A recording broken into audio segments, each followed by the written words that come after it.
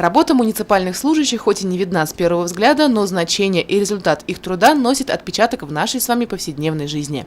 Если в целом рассмотреть муниципальное образование Российской Федерации, то их насчитывается 23 139, включая 517 городских округов, 1822 муниципальных района, 236 внутригородских муниципальных образований и 18 852 сельских поселения. В этих организациях работают больше 340 тысяч человек, которые являются представителями органов муниципальных образований. В этих же органах избрано 235 тысяч депутатов. Все эти люди отмечают 21 апреля так называемый профессиональный праздник – День работника местного самоуправления в России.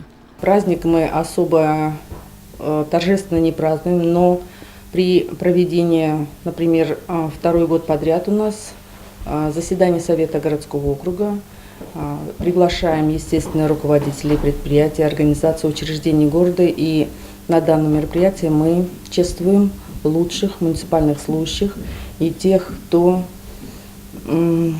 работает в системе органов местного самоуправления по вопросам местного значения. Это у нас образование, это ГОЧС, библиотечная система, архив, ну и так далее.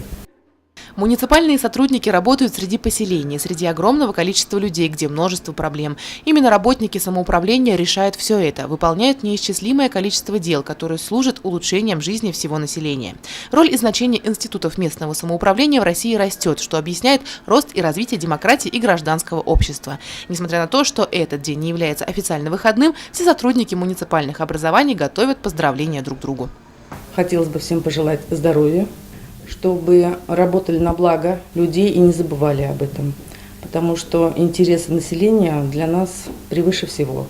Для этого мы здесь работаем. Всем желаю благ, семейного благополучия, всего самого хорошего. А для нашего города процветания. Елена Афанасьева, Радмир Сингулов, Гульгина Раскильдина, телекомпания СТВ.